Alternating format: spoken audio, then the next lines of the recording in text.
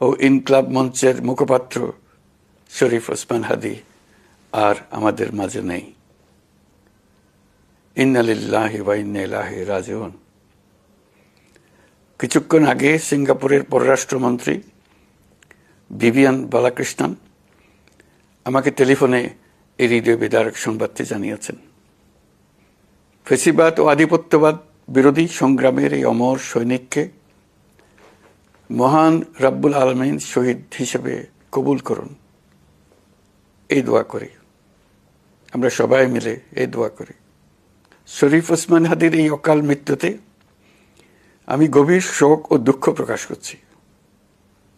তার প্রয়াণ দেশের রাজনৈতিক ও গণতান্ত্রিক পরিসরে এক অপূরণীয় ক্ষতি। আমি তার রুহের মাগফিরাত কামনা করছি এবং শোক সন্তপ্ত স্ত্রী, পরিবারের সদস্যবৃন্দ, স্বজন ও সহকর্মীদের প্রতি গভীর সমবেদনা জানাচ্ছি। শহীদ ওসমান হাদীর স্ত্রী ও একমাত্র সন্তানের দায়িত্ব সরকার গ্রহণ করবে। শহীদ শরীফ ওসমান হাদীর অকাল মৃত্যুতে আগামী শনিবার একদিনের রাষ্ট্রীয় শোক ঘোষণা করছি। এই উপলক্ষে শনিবার দেশের সব সরকারি, আধা সরকারি, স্বায়ত্তশাসিত প্রতিষ্ঠান, শিক্ষা প্রতিষ্ঠান সহ সরকারি বেসরকারি ভবন এবং বিদেশে বাংলাদেশ মিশনগুলোতে জাতীয় পতাকা অর্ধনমিত থাকবে। একই সাথে আগামীকাল শুক্রবার বাদ জুমা দেশের প্রতিটি মসজিদে শহীদ ওসমান হাদীর রুহের মাগফিরাত কামনায় বিশেষ দোয়া ও মোনাজাতের আয়োজন করা হবে। আপনারা তাতে শরীক হন। অন্যান্য ধর্মের উপাসনালয়গুলোতেও আয়োজন হবে বিশেষ প্রার্থনার। আমি বিশেষ কৃতজ্ঞতা জানাই সিঙ্গাপুর সরকারের প্রতি। তারা হাদীর চিকিৎসায় অত্যন্ত আন্তরিকতা ও পেশাদারিত্ব দেখিয়েছেন।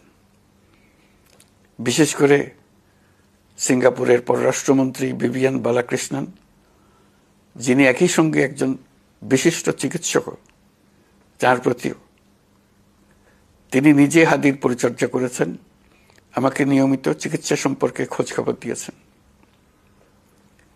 এই নৃশংস হত্যাকাণ্ডের সঙ্গে জড়িত সকল অপরাধীকে দ্রুত আইনের আওতায় আনা হবে এবং তাদের বিরুদ্ধে সর্বোচ্চ শাস্তি নিশ্চিত করা হবে। এই বিষয়ে কোনো ধরনের শৈথিল্য দেখানো হবে না। বিপ্লবী রক্তে উজ্জীবিত এই তরুণ নেতা ওসমান হাদী ছিলেন প্রতিবাদের অনন্য প্রতীক। তার কর্মের মধ্য দিয়ে তিনি শুধু প্রতিবাদ নয়, দেশপ্রেম, ধৈর্য ও দৃঢ়তার অনন্য দৃষ্টান্ত রেখে গেছেন। আমি দেশের সকল নাগরিকের প্রতি আন্তরিক আহ্বান জানাচ্ছি, আপনারা ধৈর্য ও সংযম বজায় রাখুন। আইনশৃঙ্খলা রক্ষাকারী বাহিনী ও সংশ্লিষ্ট সংস্থাগুলোকে পেশাদারিত্বের সঙ্গে তদন্ত কার্যক্রম পরিচালনা করে সুযোগ দিন। রাষ্ট্র আইনের শাসন প্রতিষ্ঠায় সম্পূর্ণরূপে প্রতিশ্রুতিবদ্ধ। আমি আবারও স্পষ্টভাবে বলতে চাই, ওসমান হাদী ছিলেন পরাজিত শক্তি ফ্যাসিস্ট সন্ত্রাসীদের শত্রু। তার কণ্ঠ স্তব্ধ করে বিপ্লবীদের ভয় দেখানোর অপচেষ্টা সম্পূর্ণভাবে ব্যর্থ করে দেন। ভয়, সন্ত্রাস কিংবা রক্তপাতের মাধ্যমে এদেশের গণতান্ত্রিক অগ্রযাত্রা কেউ থামাতে পারবে না। আমরা এখন গণতান্ত্রিক উত্তরণের চূড়ান্ত পর্যায়ে উপনীত হয়েছি। শহীদ হাদী ছিলেন এই প্রক্রিয়ার অবিচ্ছেদ্য অংশ।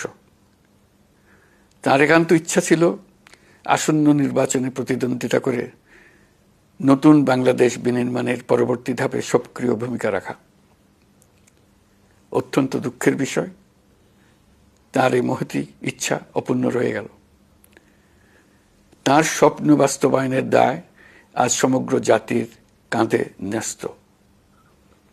আগামী দিনগুলোতে আমাদের সবাইকে ধৈর্য, সংযম, সাহস ও দূরদর্শিতার সঙ্গে এগিয়ে যেতে হবে, যাতে নির্বাচন ও গণতন্ত্রের শত্রু ফ্যাসিস্ট সন্ত্রাসী অপশক্তিকে চূড়ান্তভাবে পরাজিত করা যায়।